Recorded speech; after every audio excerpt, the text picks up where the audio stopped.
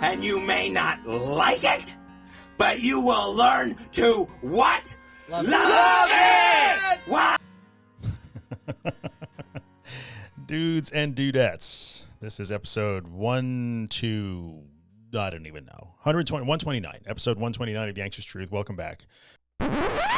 Wait a minute. It's not 129. It's 127. Sorry, folks. Episode 127. All right, let's get back to it.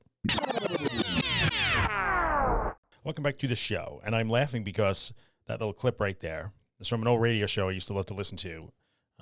Two guys by the name of Ron Bennington and Fez Whatley. So if there are any old Ron and Fez fans out there, give me a shout out. And that was Fez doing his old Nature Boy Ric Flair impression. And he used to do the, you might not like it, but you will learn to love it, which is an old Ric Flair thing from the old wrestling days. And it is germane to today's topic, which is the fact that accepting your anxiety and surrendering to it, and doing all the things that we talk about here on the podcast, does not mean that you have to like your anxiety or the symptoms or the thoughts that come with it. That seems to be causing a tremendous amount of confusion with a lot of people. They think that if they accept it, they are embracing it and loving it. Like they're required to actually love their anxiety or love their panic or like it or welcome it for the rest of their life and just accept that it's going to be with them forever. That's not true. So this misconception is really causing, I think, a lot of confusion, a lot of consternation, a lot of distress, especially people who are dealing with intrusive thoughts. They think that if they accept those thoughts, that they somehow like them or that the thoughts become true. So we're going to talk about that. But before we do, theanxioustruth.com/recovery guide. That's my book. You've heard me talk about it in every episode. Go check it out. It's a lot of pages on how to recover from an anxiety disorder, and I think it's a good book. It seems to be helping quite a few people, so check it out. And if you've already read it and you love it, or liked it, or you're using it, then maybe write me a review on Amazon. I would appreciate it. Okay, that was short. That was really short. I'm proud of myself. So here's the deal. You've heard me talk into this microphone for quite a few years now, if you've been following along. And if you're following on social media, if you're reading the books, you see me write about things like surrender and acceptance all the time, right? We have to surrender to anxiety. We have to surrender to panic.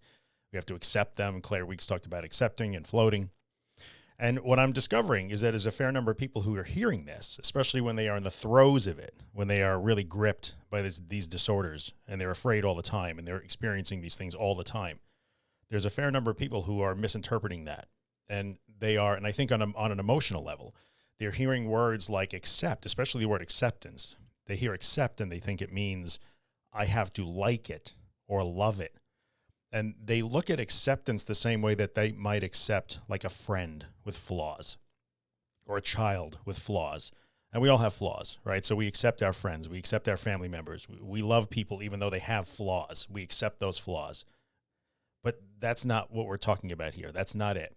So accepting your anxiety, your panic, all the symptoms and thoughts that come with it, or surrendering to it does not mean that you have to decide to like it. You will not like your anxiety. You will not like your panic. You will not like fear and irrational fear. You will not like disturbing, scary, intrusive, obsessive thoughts. You will not like those things. That's okay. You do not have to like them. And nobody's asking you to like them. So acceptance does not mean that you have to like your anxiety. It doesn't mean that at all. What acceptance really means, or I like to use the word surrender, is that you just have to stop fighting the fact that it is there, right? You have to stop fighting the fact that it is there. You can hate it. You don't have to like it. You can be afraid of it. In fact, you will. The reason why you have this disorder is that you have learned to be afraid of it, afraid of those feelings, afraid of those thoughts, those sensations, those symptoms, the panic, the thoughts. So you will hate it. You will not like it. You will be afraid of it. You will be made uncomfortable by it. It will introduce, vulnerability and uncertainty into your life. Those are not positive things. Nobody wants those things. So nobody is asking you to accept them the way that you might accept a child that, maybe gets in trouble at school a lot, but you still love them because it's your child. It's not that at all. That's not what we're talking about here. We're talking about the acknowledgement that it exists. It exists. Your anxiety disorder, the anxiety, the panic, the GAD, the social anxiety, the health anxiety, the OCD, it exists. And all the wishing it away and resisting it and trying to find ways to beat out the fire, put a hose on it to put the fire out, escape from your symptoms, mask them, run away from it, hope that it doesn't happen again. All of that stuff has not worked if you are listening to me right now. And so it's time to accept that it exists and that you have to think of maybe a new way to approach this. So acceptance does not mean welcoming it with open arms. And I've seen people literally think that that's the case. Like, how am I supposed to like this? How am I supposed to learn to accept this? Well, do you really have a choice? It's there. It's already there. So no matter what you've been doing, it's still there. So you don't have any choice. You're kind of forced to accept it in your life. You really are. You've been forced to accept that it exists because it is there. No matter what you have tried, it is still there up to this point. So you're already accepting it to a certain extent, but it doesn't mean you're going to love it or like it at all. So it's really important, I think, and this confuses so many people because they're trying to find a way to make a real negative emotion, or what we would generally classify as a negative. And we can get into the philosophy of good versus bad emotions, but we'll do that some other day. But, you know, we can simplify it in saying, well, these are really usually classified as negative things or unwanted things. We don't want to be afraid and uncertain and feel vulnerable. You know, we don't want any of that stuff. We don't want to feel out of control. I get that. It's pretty safe in saying that those are generally viewed as negative things. That's okay. So nobody is telling you that you have to embrace this horrible, like negative, you know, crippling, lifestyle crushing thing that you have been, you know, carrying around with you for all this time and trying to get away from. You don't have to accept it like, okay, I just accept that it's here. I have to learn to love it to get better. I'm never saying that. I'm never saying that. So I played the silly clip in the beginning. You might not like it, but you will learn to love it. No, you're never going to learn to love it. What you will learn to love is the process of recovery. So I think when you change your mindset here and you start to do things a little bit differently, and part of that is dropping the conception here, or the misconception that, you know, acceptance and surrender means you're going to embrace your anxiety, your panic, the symptoms forever. Like, oh, I'm just going to have to learn to love these things. No, you don't. You don't. But you just have to accept that they are there, and that everything that you've been doing up to this point has not really helped that situation. It's not stopped it. It's not driven it away. So it's already there. You know, you might as well learn to experience it more productively, because you don't have a choice. You're experiencing it anyway, whether that's every day, multiple times a day, a few times a week, all the time. In the case of GAD, you are already experiencing these things. So why not like actually change course a little bit, point a different direction, and learn to start experiencing them differently by stopping the fight? That's the acceptance. The acceptance is stop the fight. Stop the fight. And in some ways, it is stop the wishing and hoping that it will go away. I'm not saying to give up hope, because the recovery process I talk about is absolutely brimming with hope. It's overflowing with hope. You need like hip boots to keep from getting wet. There's so much hope in the room when we talk about this stuff. So there's a lot of hope. I'm not saying give up hope. That's it. Give up. This is the rest of your life. It's going to be horrible. Nobody's saying that. But you have to stop using hoping and wishing as your sole strategy, right? So acceptance means acknowledging that these things are already here. No matter what you have done, they are here. And since you must experience them anyway against your will, it's probably time to think of a more productive way to experience them so that we can learn to not be afraid of them, so that ultimately they will go away. Because really the problem is not so much that they're there, the anxiety, the panic, the sensations, the symptoms, the thoughts that come with it. You know, I mean, it's uncomfortable. Nobody wants them to be there, of course. But the biggest issue is that you are terrified of them. That's really the biggest issue. There's a ton of people walking around anxious right this minute. I don't care what day, at what hour of the 24-hour cycle you are listening to my voice right now. There are literally millions of human beings walking around anxious right this second. Most of them just aren't afraid of that. They don't like it, but they're not afraid of it. So this is what we're talking about. This is what we're talking about when we talk about acceptance and surrender. We're not talking about like embracing it as if you have to learn to love it like an old friend that's returned after an absence. You know, it's not the prodigal son coming back here that you have to like, oh, I'm so happy to see you, anxiety. That's not it at all. It is okay to dislike it. In fact, you're going to dislike it. I hated mine. You can hate it. You can do all of those things. It's okay. You do not have to like it. But you do have to learn to be accepting of the process that I'm talking about here. So in many ways, this is not really an emotional thing. And I know that's sometimes a knock on the way I talk about this, because in many ways, I'm trying to take the emotion out of it as much as I can. We can't. We're emotional beings. We are. So I understand that. I do. But sometimes it helps to say, oh, wait a minute here. I don't have to experience the emotion of liking something the way you might like, your favorite sports team or a friend or a pet or your favorite old comfortable pair of shoes or whatever it is. You don't have to like your anxiety disorder, or the things that come along with it at any level. There's no liking to be had. You do not have to agree with it. You don't have to accept it as part of your life forever. You don't have to welcome it in. You just do have to stop fighting because it is there. So stop fighting the fact that it is there, and let's start addressing it a little bit more productively. Really by changing the way we experience it. That's what we're talking about here.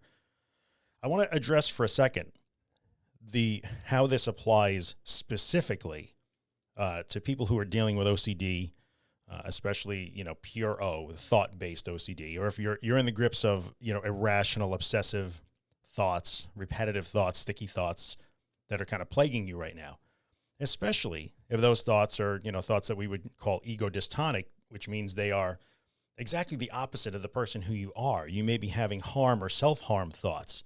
You may be having thoughts of a sexual nature. You may be having thoughts about, things that you do not want to do.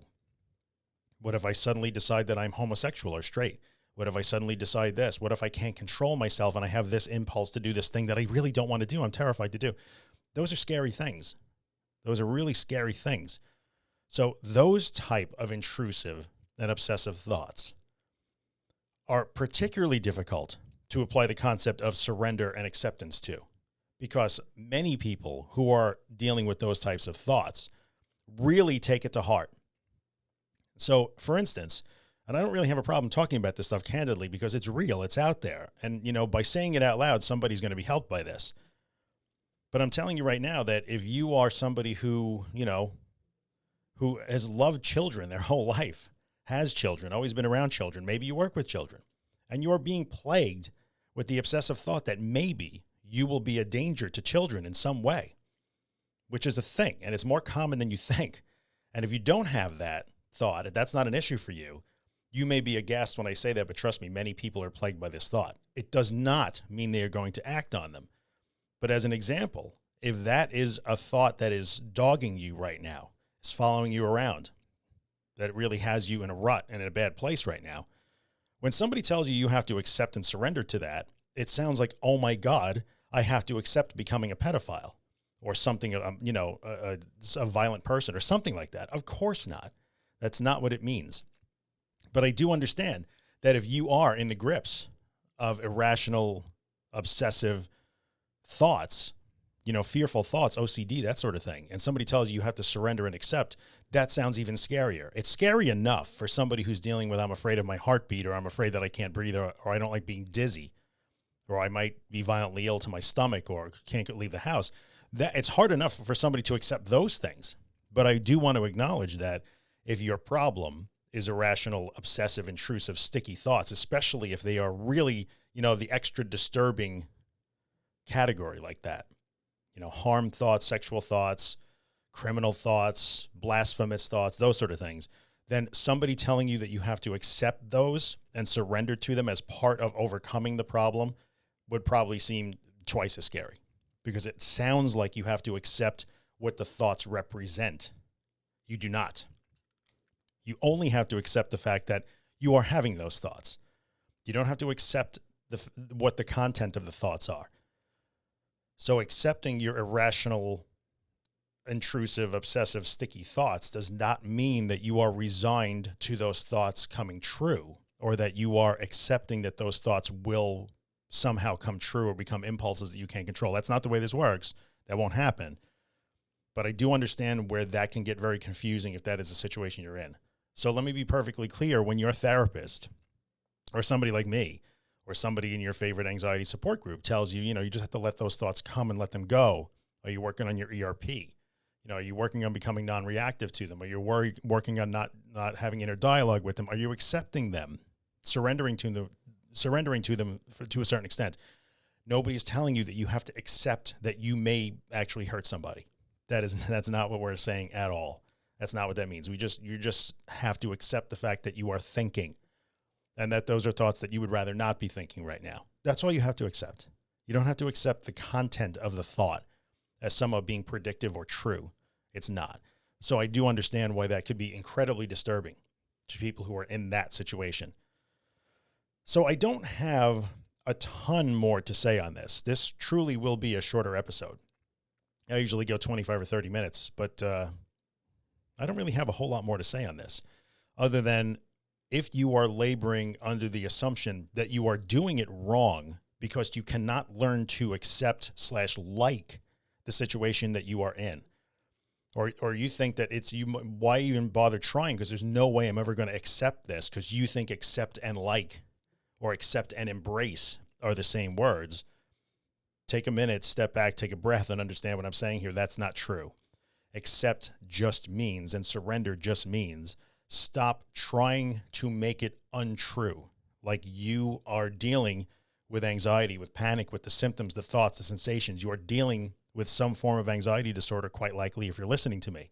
And all the wishing that it wasn't there and all the fighting it and resisting it hasn't changed anything. So all we are talking about is that you must accept the situation for what it is, so that you can start to act a little bit more constructively and productively to get yourself out of the situation. That's all acceptance and surrender is, I promise. It doesn't mean you have to like your anxiety. And anybody who's sitting in my Facebook group can see those posts almost on a daily or weekly basis. People who are well down the road to recovery, or will even call themselves recovery, might pop back in and say, oh man, I'm having a really anxious week. I hate this. Like, and these are people who have gone way down the road. They've solved the problem. You know, and every once in a while it'll pop up, and guess what? They hate it. They hate it still. I mean, look, if I experience, a wave of anxiety or even panic, which I might a couple of times a year, even for me, I don't like it. It's not like, oh, yay, panic. I love this. Never say that. I still cannot like it. I didn't like it then. I still don't like it now. The difference is I don't care about it now. I'm like a bit ambivalent. I'm ambivalent. I'm not going to edit that out. I'm going to leave the blah, blah, blah right in there. The difference is I'm just ambivalent about it now. I don't care. So interestingly, when I say it that way, imagine that acceptance actually leads to not caring, having no opinion, right? I mean, I could still not like it, but yet it does not occupy very much of my brain power, because I simply don't care if it comes, even though I don't like it. We don't like it when it rains. We'd rather it be sunny out, but we don't, hate and be crippled when it rains for 3 or 4 days in a row. Hope that it doesn't rain. I mean, you might hope it doesn't rain on your wedding day, or you have a family picnic or something like that. But, in general, we don't like when we jam our toe against the dining room table. We hate that. But we don't spend a lot of time thinking about it. If it happens, it sucks and you move on. So in a way, when you master the art of accepting the situation, accepting the anxiety, accepting the thoughts, the sensations, accepting panic even, when you master the art of accepting that, surrendering to it, changing the way you relate to it, learning a new way so you can unlearn the fear. When you do that, believe it or not, you don't wind up in a place where you're loving it and embracing it. It's not like in a big emotional thing. In fact, you become much less emotional about those things. So there's a bit of a paradox there. You might think that accepting has some sort of emotional connotation of becoming attached to it. But in reality, if you accept correctly the way I'm talking about, you will become much less emotionally attached. So how's that for a little bit of a mind-blowing moment? I never thought about that until just right now when I said it, when I thought about it myself. So there you go. That's the deal. That's the misconception around acceptance and surrender, and the fact that it does not mean that you have to learn to like or even love the situation that you're in, or the sensations or the thoughts or any of those things. So I'm going to wrap it up at about 20 minutes. I'm going to play some outro music. That's Ben Drake doing Afterglow. For those of you who have asked, here he is. You can find Ben at facebook.com/Ben Drake Music. He was nice enough to let me use this song. Thanks, Ben. If you are listening to the podcast on iTunes or somewhere that you can rate or review it, I will ask you to rate and review it. Maybe take a few minutes if you haven't done that. I do this to help people, and when you leave a rating and a review, it helps more people find it. So I would appreciate that. That's it. You got questions and comments, you know where to find me.